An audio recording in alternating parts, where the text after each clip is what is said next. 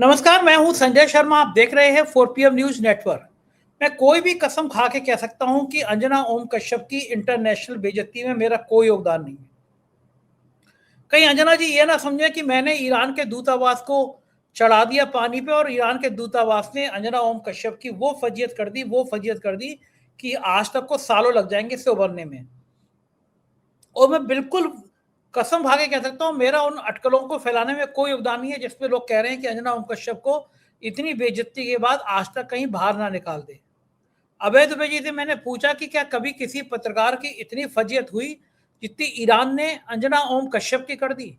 हमारे महान पत्रकार तो पाकिस्तान पे हमला कराए दे रहे थे ऑपरेशन सिंदूर में। लाहौर में हमला हो रहा था, लाहौर में चढ़ाई हो गई थी, कराची में चाय पी रहे थे, पाकिस्तान के सेना प्रमुख गिरफ्तार हो गए थे। ऐसी थी फर्जी कहानी हुई, लेकिन इतनी इंटरनेशनल बेइज्जती नहीं हुई।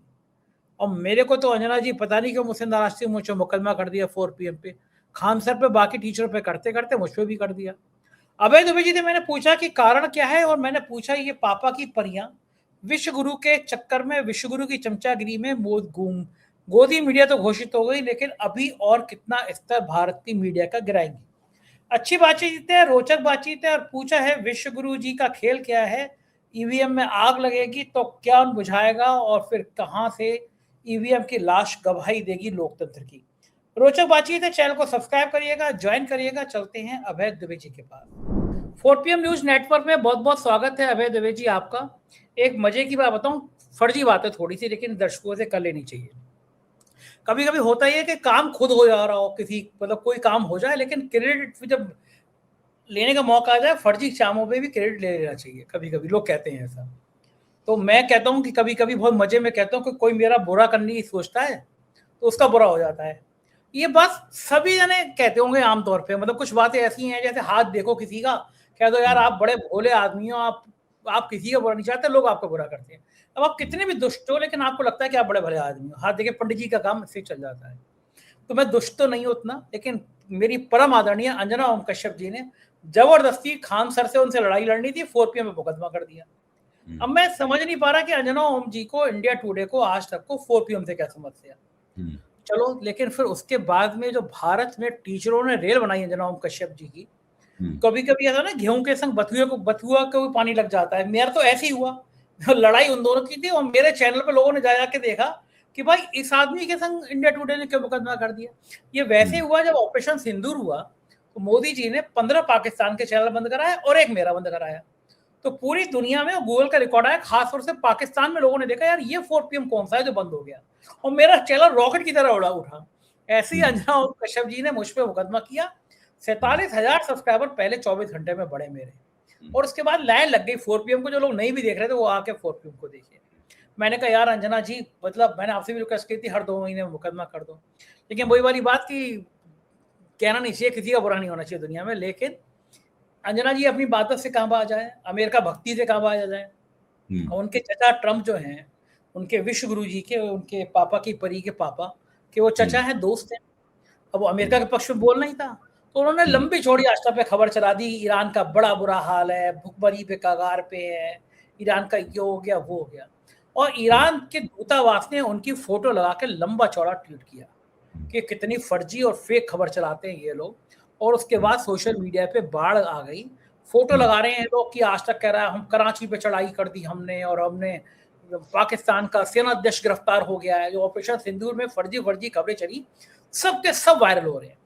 ईरान के दूतावास ने पहली बार, मुझे लग रहा है कि पहली बार, किसी चैनल के किसी एंकर का फोटो लगा के ऐसी ब्रांडिंग की है कि पूरे दुनिया में अंजना ओम कश्यप जी का नाम चल रहा है। और सोशल मीडिया पे इतने गंदे वीडियो बन रहे हैं कि मैं कह भी नहीं सकता। मतलब वो मुझे नहीं कहना चाहिए, बहुत खराब है, ये होना भी नहीं चाहिए।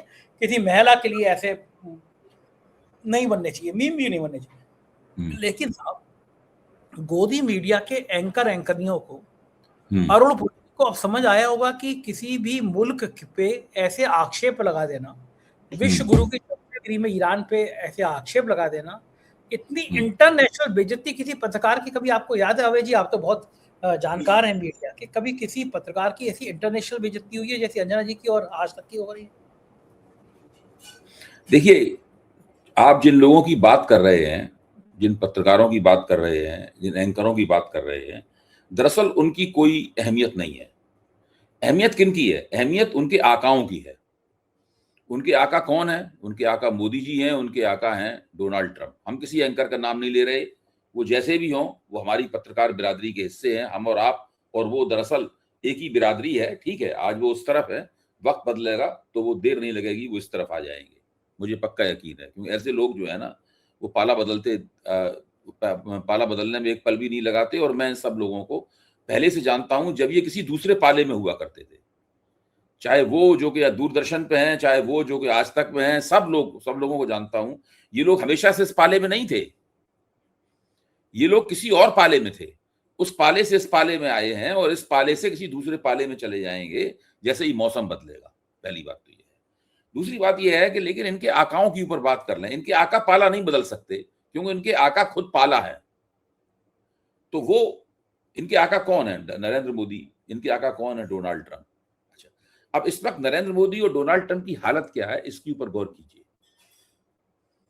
डोनाल्ड ट्रंप की आज मैंने अपने मित्र जो एनआरआई हैं और ग्लोबल गांधी के वैश्विक संयोजक हैं, विशाल शिवहरे, उनके साथ मैंने एक वीडियो बनाया।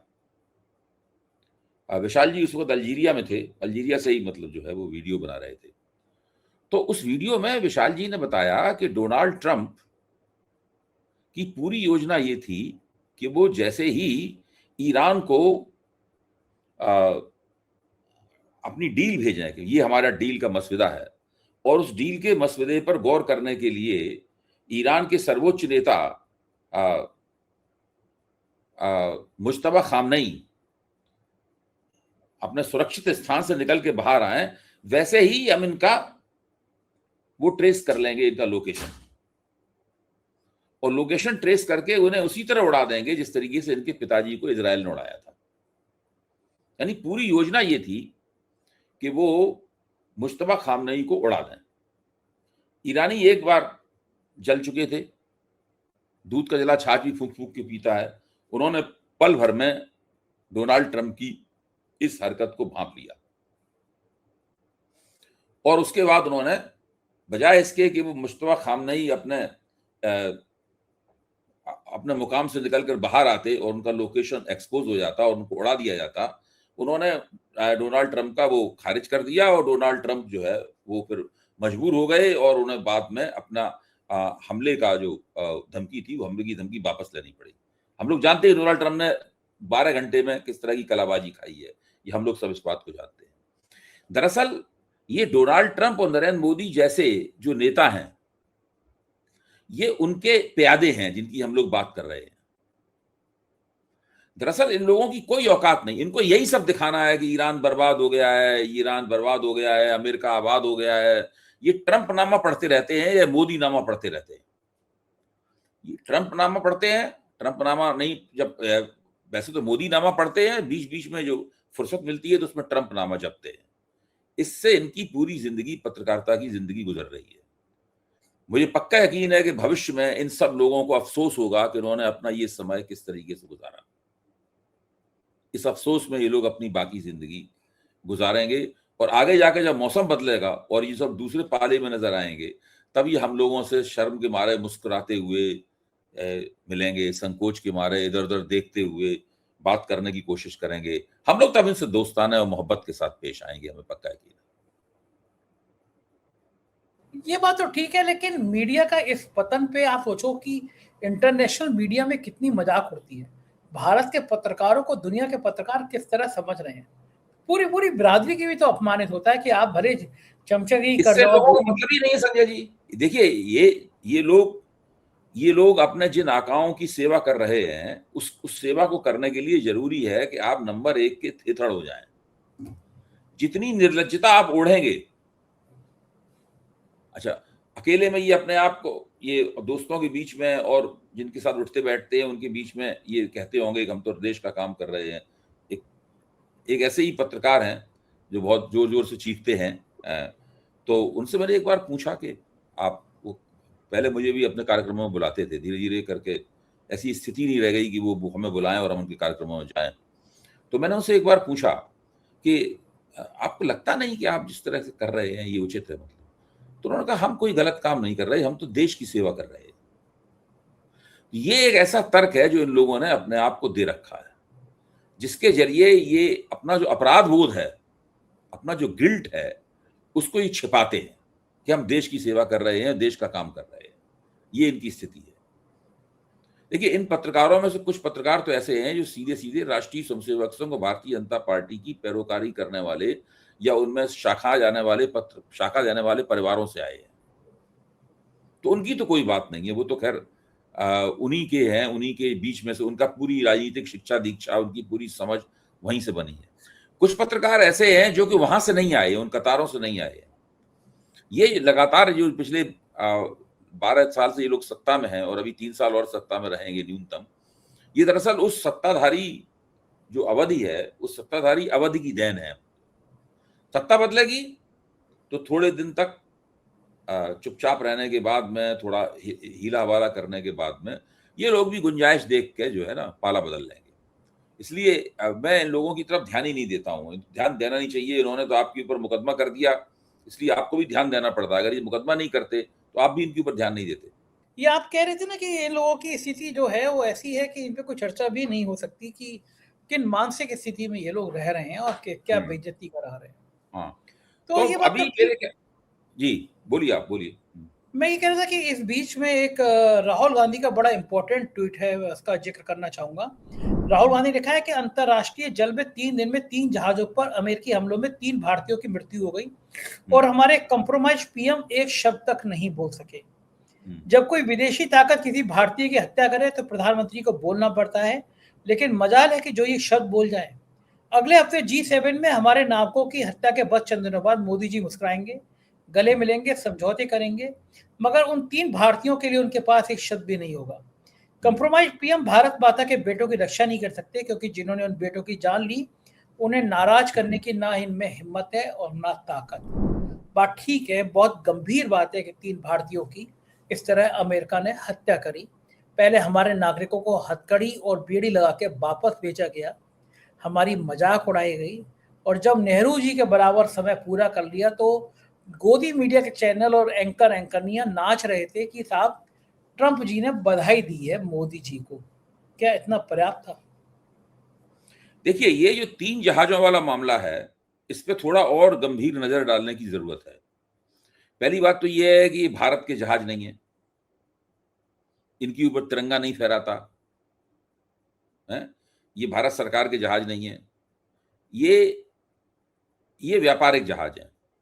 इनका जो क्रू है या इनका चालक दल है वो भारतीय, ज्यादातर भारतीय है, भारत के लोग उसके अंदर ज्यादा हैं, उस क्रू के अंदर। अच्छा, तो जब इन जहाजों के ऊपर अमेरिका ने हमला किया और उस हमले के कारण भारतीय मारे गए वहां पर, तो विदेश मंत्रालय ने अमेरिका के दूतावास से लोगों को बुलाया और कहा कि भाई आप इस तरह के जहाजों पर हमला बंद कीजिए। मुझे नहीं पता अमेरिकियों ने जवाब में इनसे क्या कहा, लेकिन इससे एक बात तो स्पष्ट हो गई कि ये भारत के आधिकारिक रूप से तो जहाज नहीं थे।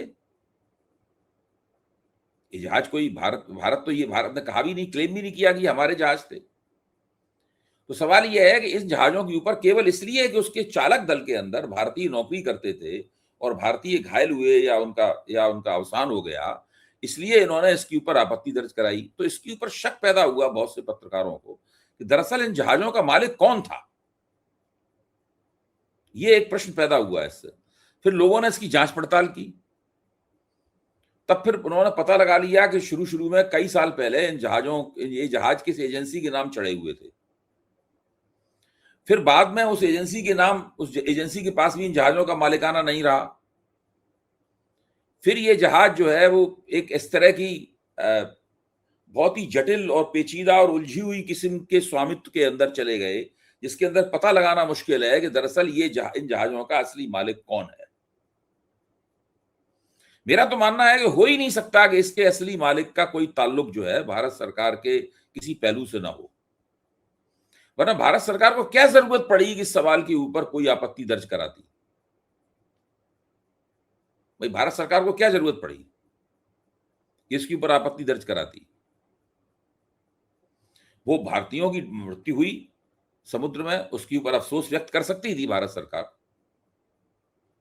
लेकिन वो अफसोस जो है वो अमेरिका के अमेरिका के दूतावास के अधिकारियों को बुलाकर उसके ऊपर आपत्ति दर्ज कराने की इनको क्या आवश्यकता पड़ी?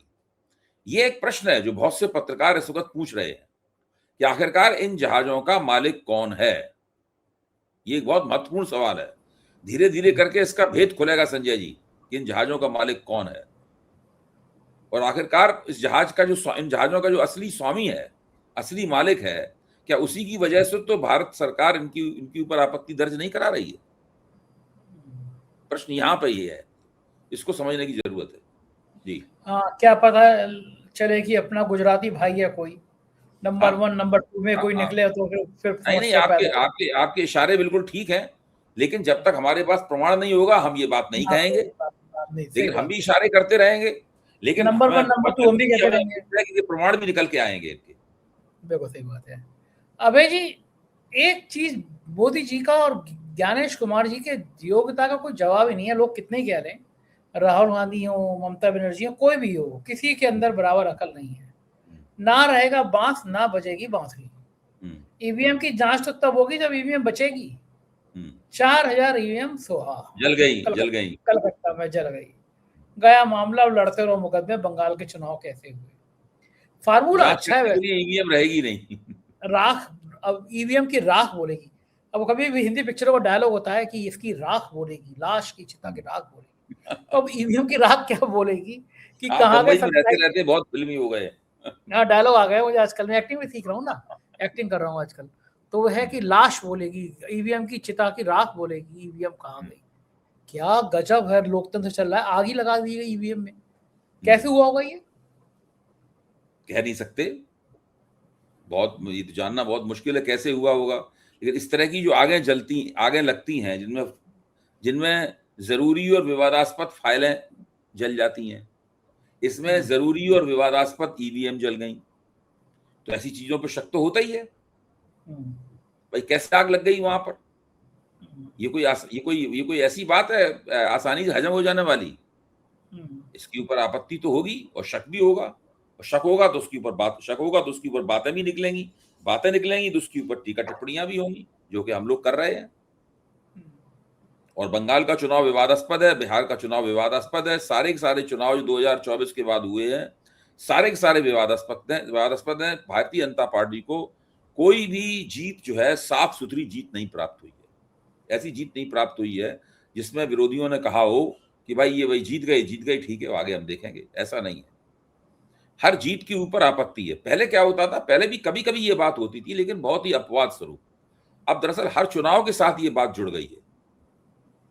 इसलिए जब ईवीएम जल जाएगी, इलेक्शन के रिकॉर्ड जलेंगे, महत्वपूर्ण फाइलें जलेंगी, तो उसके ऊपर शक तो होगा ही। उसके ऊपर आप करते रहिए शक, लगाते रहिए सुप्रीम कोर्ट में हर चीज। सुप्रीम कोर्ट के जज साहब तो बैडमिंटन खेलने में व्यस्त हैं लंदन में। वहां की हवा की ठंडी ठंडी हवाएं लेकर आएंगे तो उन्हें गर्मी कहां से नजर आएगी? देखिए, अब वक्त ऐसा आ गया है संजय जी कि लड़ाई चौतरफा लड़नी पड़ेगी। ये लड़ाई जो है वो कुछ एक ऐसे नेताओं और कुछ एक ऐसी पार्टियों के खिलाफ नहीं है जो कि अलोकतांत्रिक हैं, जिनमें तानाशाही प्रवृत्तियां हैं। अब ये मसला बहुत गहरा और व्यापक हो गया है और ये लड़ाई लंबे अरसे तक लड़नी पड़ेगी। जल्दी ही इस लड़ाई में कोई जीत मिल जाए इसकी संभावना नहीं है, और हम सब लोग इस लड़ाई में शामिल हैं। विपक्ष को ये लड़ाई लड़नी पड़ेगी, मुख्य तौर पर कांग्रेस के नेतृत्व में ये लड़ाई लड़नी पड़ेगी। ये सब होगा और इससे बचना बहुत मुश्किल है। अगर हम लोग चाहते हैं कि हम लोगों का वजूद बना रहे, देश में विपक्ष विहीन लोकतंत्र न बने और विपक्ष भी मजबूत होता रहे, तो हमें इस लड़ाई को लड़ने के नए नए तरीके भी सोचने होंगे। ये बहुत आसान लड़ाई नहीं रह गई है।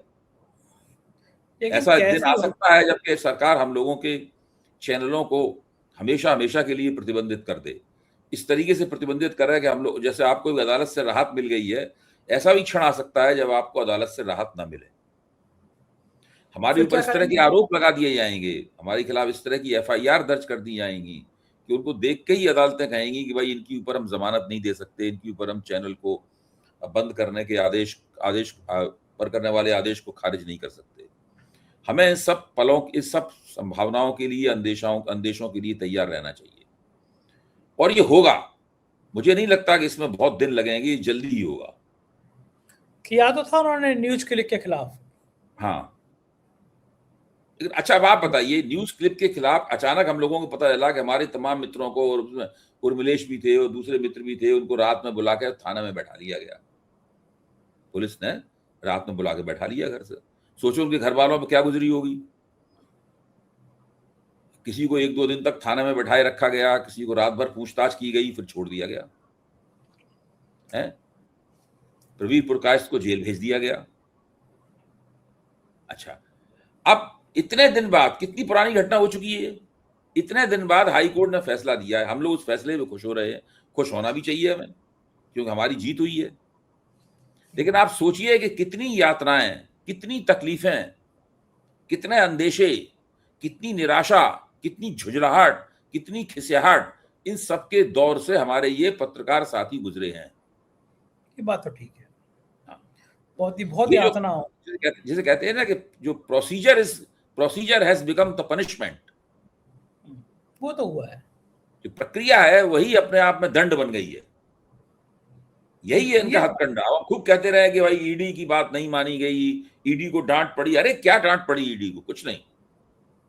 सवाल यह है कि इस पूरी भाई जब हाई कोर्ट ने पूरी तरह कह दिया कि ईडी ने पूरी तरह गैर कानूनी काम किया, उसने बिल्कुल पत्रकारों के अधिकारों के ऊपर अतिक्रमण किया, ये सब कहा गया ना फैसले में। सवाल इस बात का है कि जिन लोगों ने गैर कानूनी काम किया उनको सजा दी गई, जिन लोगों ने अभिव्यक्ति स्वतंत्रता का हनन किया उनको सजा दी गई, जिन लोगों ने पत्रकारों के अधिकारों का अतिक्रमण किया उनको सजा दी गई, और जिन पत्रकारों का और न्यूज क्लिक का इस बीच में नुकसान हुआ उसकी भरपाई कौन करेगा? इसलिए इस फैसले पर इतना खुश होने की भी जरूरत नहीं है। सवाल ये उठने चाहिए जो मैं कह रहा हूं। मेरा कहना यह है कि जो प्रोसीजर जो है, जो पनिशमेंट बन गया है, इस सवाल को उठाना चाहिए कि प्रोसीजर पनिशमेंट कैसे बन गया, और ये जो हमें एक गलत पनिशमेंट मिला, हम जिस सजा के मुस्तहक नहीं थे वो सजा हमें दी गई, उस सजा, उसका प्रतिकार क्या होगा, उसकी भरपाई कैसे होगी, ये एक बहुत बड़ा सवाल है जो हम लोगों को उठाना चाहिए। और अभी जी ये तो देखा है हमने कि ईडी की कार्रवाइयां जितनी होती हैं उसमें लगभग सारे केस छूट गए, लेकिन कुछ सालों तक, कुछ महीनों तक वो मानसिक यंत्रणा, वो मानसिक परेशानी आप ही को झेलनी होती। कितनी बढ़िया बात हो कि अदालत ये तय करे अगर तुमने किसी को गलत फंसाया तो जिस अफसर ने फंसाया, झूठे दस्तावेज बनाए, उसको भी जेल होगी। नहीं, इसका भी कानून है। उस कानून के तहत दरअसल याचिकाएं दायर की जानी चाहिए इन लोगों के खिलाफ। उसका भी कानून है। उस कानून के तहत याचिकाएं दायर क्यों? लोग असल में इतना जेल में पड़े इतना मुकदमा लड़ते हाजिरी देते अदालत में, तारीखों पर जाते आते थक जाते हैं कि वो छूट जाने पे भी और उनके खिलाफ जो कार्रवाई की गई वो गैरकानूनी घोषित होने पे भी उनके अंदर इतनी हिम्मत और इतने संसाधन नहीं बचते हैं कि वो उस कानून के तहत इन लोगों को कटघरे में खड़ा कर सकें। इसका बाकायदा कानून है। लेकिन हालांकि कुछ अलग होते हैं कि जैसे संजय राउत हैं, संजय सिंह हैं, जेल भेजा, लेकिन बंदों के दोनों नेताओं के हौसले खत्म नहीं हुए। ईडी ने बाहर आके फिर उतनी तेजी से हमला बोला सरकार पे। अभी भी देखिए, संजय राउत और संजय सिंह को भी बड़ी यातनाएं झेलनी पड़ी हैं। मैं इसको कम करके नहीं आंकता, उन्होंने जो कुर्बानी दी है और उनको जिस तरह सताया गया है वो। लेकिन आप सोचिए उन लोगों को जो बरसों जेल में पड़े रहते हैं, जिनके परिवार तबाह हो जाते हैं, सही बात है, जो बिल्कुल बर्बाद, उनकी क्या हिम्मत बचती है? वो छूट जाते हैं तो अकेले में ईश्वर को धन्यवाद देते होंगे कि भाई हम बच गए किसी तरीके से, चलिए छोड़िए, अब बाकी जिंदगी जो बची है उसको हम ठीक से किसी तरह गुजार दें। बहुत तकलीफ तो होती है। और लेकिन फिर इतने साल बाद जब फैसला आता है, एक पिक्चर आई थी एक रुका हुआ फैसला, तो सच में वो लगता है कभी कभी कि ये फैसले भी बड़ा दुखदायी होते हैं। बहुत बहुत शुक्रिया अभय जी, आपने मुझे समय दिया, बातचीत की, थैंक यू। ये थे अभय दुबे जी, और क्या तार्किक बात कर रहे हैं। अब बताइए अंजना ओम कश्यप जी, अगर आप इस तरह की पत्रकारिता करेंगी, विश्व गुरु की चमचागिरी में ऐसी गुणगान करेंगी, तो फिर बेइज्जती तो आपकी होगी, मेरी तो होगी नहीं।